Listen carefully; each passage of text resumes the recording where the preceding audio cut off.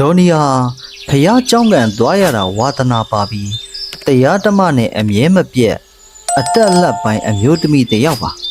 သူကတော့ပြန်ကြစေးတဲ့တစ်ယောက်ပေါ့အားလက်တဲ့အချိန်တိုင်းတရားစခန်းတွေကိုလိုက်ရှာပြီးတရားအားထုတ်လိရှိပါတယ်အခုတလောကိုဗစ်အခြေအနေကြောင့်ဆိုင်မှာဈေးဝယ်သူတွေမရှိတာနဲ့တော်နီတယောက်ဆိုင်ကိုခਿੱတပိတ်ပြီးနေဘက်ကတောရကျောင်းတစ်ခုမှာတယောက်တည်းတရားသွားအားထုတ်ဖို့ဆုံးဖြတ်လိုက်ပါတယ်။ကျောင်းကိုရောက်သွားတဲ့အခါဘဝင်းကျင်တစ်ခုလုံးကတိတ်ဆိတ်ခြောက်ခြားနေပြီးတစ်ပင်ကြီးတွေနဲ့အုပ်အုပ်ဆိုင်ဆိုင်ဖြစ်နေတာပေါ့။ဒီကျောင်းမှာကတန်ဃာတော်တွေနဲ့ဆရာလေးတွေတိတ်မရှိသလိုတရားအားထုတ်တဲ့သူလည်းတိတ်မရှိပါဘူး။ဒေါ်နီကဆရာလေးတစ်ပါးစီသွားပြီးတဲခိုဖို့နေရာမေးကြည့်တော့ဆရာလေးကတဲကိုဆောင်တဲ့အကုန်ပြည့်နေလို့တမာယုံမှာပဲအိတ်လိုက်ပါလို့ပြောပါတယ်။ဒေါ်နီကတယောက်တည်းလာတာဆိုတော့တမာယုံကြီးထဲမှာတယောက်တည်းအိတ်ရမှာကြောက်တာပေါ့။ဒါနဲ့ဆရာလေးကိုတခြားသူတွေနဲ့ရောအိတ်လို့ရမယ်ကုတီကပ္ပထန်းကြောင်ရှိမလားလို့ထပ်မေးပါတယ်။အဲ့ဒီတော့မှဆရာလေးကအော်ရှိတော့ရှိတယ်ဒါပေမဲ့တောထဲကိုနည်းနည်းဝင်ရမယ်။တမာယုံနဲ့လည်းအလန်းဝေးတယ်။အဲ့ဒီမှာတယောက်တည်းစာနေရလွတ်ရှိသေးတယ်။လာဆရာလေးနောက်ကလိုက်ခဲ့လို့ပြောပြီးခေါ်သွားပါတယ်။ဒေါ်နီလည်းဆရာလေးနောက်ကလိုက်သွားရင်လမ်းမှာဖုန်ကြီးကျောင်းတွေကိုတစ်ခုနဲ့တစ်ခုအလန်းဝေးဝေးမှာတွေ့နေရပါတယ်။ဒေါ်နီတဲရမယ့်နေရာကတော့တောထဲကိုပိုတိုးဝင်သွားရပါတယ်။ခဏလောက်လမ်းလျှောက်ပြီးတဲ့နောက်မှာတော့ဟောင်းနှွမ်းနေတဲ့ကုတီလေးတစ်ခုစီရောက်လာပါတယ်။ဆရာလေးကဒေါ်နီကို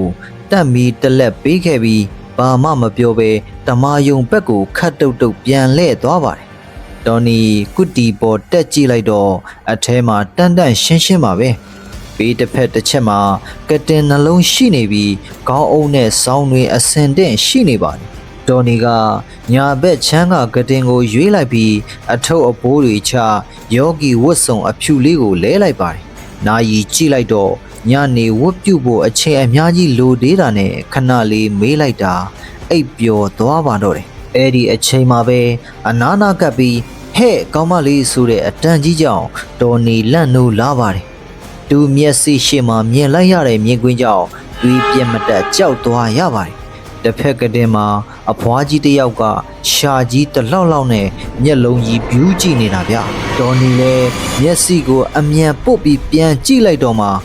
အော်ငါမျက်စိမားတာပါလားလို့တွေးလိုက်မိပါတယ်တကယ်တော့သူ့ရှေ့မှာယောဂီဝတ်စုံဝတ်ထားတဲ့ဒါမန်အဖွားကြီးတစ်ယောက်ပဲရှိနေတာပါအဖွားဘယ်တော့ရောက်လာတာလဲသမီးမသိလိုက်ဘူးလို့မေးတော့အဖွားကြီးကရောက်တာကြားပါပြီအေးညီအိတ်နေတာနဲ့ငါမနိုးတော့တာအခုညနေဝတ်ဖြူဖို့အချိန်ရောက်ပြီသွားကြစို့လေလို့ပြောပါတယ်ဒေါ်နီကအဖွားရောမလိုက်ဘူးလားလို့မေးတော့အဖွားကြီးကငါနေမကောင်းလို့ပါအေးဒီမှာပဲနားနေတော့မယ်လို့ပြန်ဖြေပါတယ်ဒေါ်နီလည်းအဖွားကြီးကိုအနောက်အရှက်ဖြစ်မှာဆိုလို့ဆက်မမေးတော့ပါဘူးဒါပေမဲ့ညဘက်တယောက်တည်းမအိပ်ရတော့ဘူးဆိုပြီးစိတ်ထဲမှာတော့နည်းနည်းအားရှိသွားတာပေါ့တရားအားထုတ်နေတော့တတိထားမိတာကတော့ဒီကိုလာတဲ့သူတွေကဒီဒေတာခန့်တွေပဲဖြစ်ပုံရတယ်သူတို့ပြောနေတဲ့စကားတွေကဒေတာစကားတွေဖြစ်နေလို့ပါဝဲပြူလို့ပြီးတဲ့အချိန်မှာတော့တော်တော်လေးညှိနဲ့နေပါပြီဒေါ်နီလည်းတက်မီလေးကင်ပြီးကုတီစီကိုပြန်လာခဲ့ပါတယ်ကုတီရောက်တော့အဖွားကြီးကအရင်အတိုင်းပဲအိတ်နေတော့မှာပဲအဖွားကြီးနိုးသွားမှဆိုလို့ဒေါ်နီလည်းခြေတန်းဖွာ့လေးနဲ့ဝင်အိတ်လိုက်ပါတယ်ဒါပေမဲ့တကောင်ရန်အချိန်မှာတော့တော်နီမျက်နှာပေါ်မှာဆိုးစစ်စစ်နဲ့အထီအတွေ့တစ်ခုကိုခံစားလိုက်ရပါတယ်မျက်လုံးဖွင့်ကြည့်လိုက်တဲ့အခါမှာတော့စောကတစ်ဖက်ကတည်းမှာအိတ်နေတဲ့အဖွားကြီးကဒေါ်နီအပေါ်မှာခွစီးပြီးဒေါ်နီမျက်နှာကိုရှာကြီးနဲ့ရက်နေတာဗျာဒေါ်နီကြောက်လွန်းလို့ကိုလက်တွေတုံရင်ပြီးလှုပ်လို့တော့မရတော့ပါဘူးအဖွားကြီးကငါပိုက်စားတယ်ဆိုပြီးအတန်ကြီးနဲ့ပြောလိုက်တဲ့အခါမှာတော့ တော်နီအားကုန်တုံးပြီးအဖွားကြီးကိုတွန်းထုတ်လိုက်ပါတယ်အဖွားကြီးလဲကျသွားပြီးငြိမ်သွားတာနဲ့တော်နီလည်းဆက်မအိပ်ရဲတော့ပဲဖျားစာတွေကိုတောင်းစင်ရေမရရွတ်ဖတ်နေပါတော့တယ်အပြင်ဘက်ကနေမောင်လွန်းလို့ဘဲဒုစီမအကူညီတွားမတောင်းရဲပဲတညလုံးကြောက်စိတ်ကိုအောင့်အီပြီးထိုင်နေခဲ့ရပါတယ်မနဲ့ဝတ်ပြုချိန်ရောက်တော့တော်နီတယောက်အဖွားကြီးကိုကုတီထဲမှာထားခဲ့ပြီးတမာယုံစီကိုတန်းပြေးပါတော့တယ်တရားထိုင်နေပေမဲ့စိတ်ကလူကူမှမရှိတော့ပဲမနေ့ညကဖြစ်ပျက်ခဲ့တဲ့အကြောင်းတွေကိုပဲတွေးနေမိတာပေါ့ညနေပိုင်းရောက်တော့ဒေါ်နီကိုဆုံးဖြတ်လိုက်ပါတယ်ဘာပဲဖြစ်ဖြစ်အဲ့ဒီကုတီကိုမပြန်တော့ဘူးဒီညတမယုံမှာပဲတယောက်တည်းအိတ်မယ်လို့ပေါ့ချင်းတော်တွေထောင်ပြီးအိတ်ဖို့ပြင်းနေတုံးမှာပဲဒေါ်နီအနောက်ကနေတယောက်လမ်းလျှောက်လာတဲ့အတန်ကြားလိုက်ရပါတယ်တကူကြီးဖျားတရားတန်းကနဲ့နက်ကောင်နက်မြက်တွေကဲတော်မူပါလို့တိုင်တယ်ပြီးလဲကြည့်လိုက်တော့စောစောကဆရာလေးဖြစ်နေပါတယ်ဒေါ်နီလည်းကြုံခဲ့ရသမျှအကုန်ပြောပြလိုက်တော့ဆရာလေးကအော်အဲ့လိုလားဒါဆိုရင်တီညဆရာလေးတီမှာအဖော်လုပ်ပြီးမယ်ဘယ်သူကပဲခေါ်ချင်းအောင်ထဲကနေအပြင်ကိုလုံးဝမထွက်နဲ့နော်လို့မှားပါတယ်ည9 နာရီလောက်မှာတော့ခွေးတွေကအတန်းကိုဟောင်းပြီးဦးနေကြတာကြက်တိန်ထဆရာကြီးဗျာဒေါ်နီနိုးလာပြီးပတ်ဝန်းကျင်ကိုကြည့်လိုက်တော့တကြောင်လုံးမှာမီးတပွင့်မှမလင်းတာကိုထူးထူးဆန်းဆန်းတွေ့လိုက်ရပါတယ်အဲ့ဒီအချိန်မှာပဲတမာယုံအပြင်ဘက်မှာစောစောကအဖွားကြီးရက်နေတာကိုမြင်လိုက်ရပါတယ်ဟဲ့ကောင်းမလေးအဖွားနဲ့အတူအိပ်ဖို့ထွက်ခဲ့စမ်းအပြင်ထွက်ခဲ့လို့အော်ခေါ်နေတာဒေါ်နီကမထွက်ဘူးဆိုတော့အဖွားကြီးကဒေါသတကြီးနဲ့အော်ဟစ်ပါတော့တယ်အဲ့ဒီအချိန်မှာပဲအဖွားကြီးရဲ့အသားအရည်တွေကတဖြည်းဖြည်းခြောက်ကပ်လာပြီးမဲနဲ့လာပါတယ်မျက်လုံးတွေကတွေးရောင်လွှမ်းပြီးရှာကြီးကလည်းအစာငတ်နေတဲ့တတော်ဝါတကောင်လိုတလောက်နဲ့ထွက်လာပါတော့တယ်ဒီကောင်မလေးကငါအစာဟငါပိုက်စားနေပြီးအခုချက်ချင်းသူ့ကိုငါစီလွတ်ပေးစမ်းပြောလို့မှမဆုံးနေဘူးဆုံးအဖွားကြီးကသူ့ရဲ့ရှာအရှိကြီးနဲ့ဒေါ်နီလေပင်ကိုရစ်ပတ်ပြီးတမာယုံပေါ်ကနေဆွဲချဖို့ကြိုးစားပါတော့တယ်ဆရာလေးကလည်းအခြေအနေမဟန်တာနဲ့အတင့်ပြင်ထားတဲ့အန်တရကင်းရေစင်ခွက်ကိုယူပြီးကာရမန်တန်တွေရွတ်ဖက်ပါတော့တယ်ပြီးတော့အဲ့ဒီရေစင်နဲ့ဒေါ်နီစီကိုပတ်လိုက်တဲ့အခါမှာတော့ဒေါ်နီလေပင်ကိုပတ်ထားတဲ့ဆုံးပတ်ရဲ့ရှာဟာရေနွေးပူနဲ့လောင်းလိုက်သလိုမျိုးအဖုအပိတ်တွေထွက်ပြီးအရေးကြီးဖုတွေပေါက်ကုန်ပါတော့တယ်ဆုံးပတ်အဖွားကြီးကနာကျင်လွန်းလို့အတန်းကုန်းအော်ဟစ်ပြီးရှာကိုပြန်ရုပ်တိမ့်လိုက်ရပါတယ်ငါမသွားဘူးနင်းကိုငါစားရမှဖြစ်မယ်လို့အော်ပြီးဒေါ်နီစီကိုအားကုန်တုံးပြီးထပ်မံခုံအုပ်လိုက်ပါတော့တယ်ဆရာလေးလည်းလက်အုပ်ချီပြီးကားထားမန်တန်တွေကိုအမြန်ရွတ်လိုက်တဲ့အခါမှာတော့သူတို့နှစ်ယောက်လုံးကိုရွှေရောင်အလင်းတန်းတစ်ခုကကာကွယ်ပေးထားသလိုဖြစ်သွားပါတယ်ဆုံးဘက်ကြီးက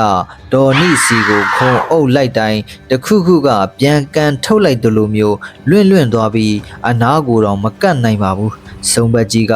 အချိန်စူးစမ်းပြီးမဲ့မအောင်မြင်တဲ့အပြင်ခုံအုပ်လိုက်တိုင်းဒဏ်ရာတွေပဲရနေတာကြောင့်နောက်ဆုံးမှာတော့တောထဲကိုထွက်ပြေးသွားပါတော့တယ်ဆရာလေးက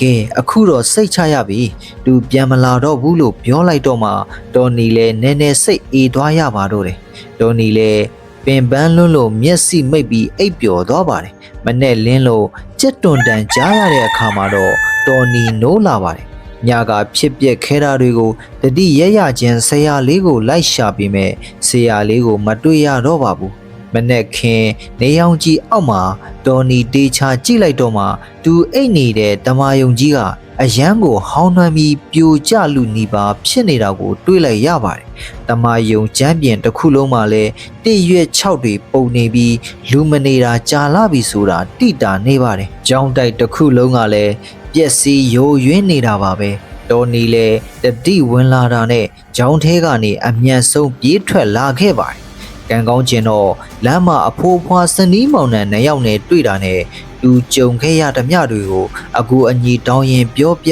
လိုက်ပါတယ်အဖိုးအဖွားတွေကသမီးအဲ့เจ้าလေးကိုဘယ်လိုလုပ်ဝင်သွားတာလဲအဲ့ဒီเจ้าကပြက်နေတာကြားလာပြီလေလို့ပြောပါတယ်အရင်တော့ကသမျှတွေဝင်တိုက်တုန်းကဘုန်းကြီးတွေရောဆရာလေးတွေရောအကုန်အတက်ခံလိုက်ရတာ ဘယ်သူမှမကြံတော့ဘူးလို့တိလိုက်ရတဲ့အခါ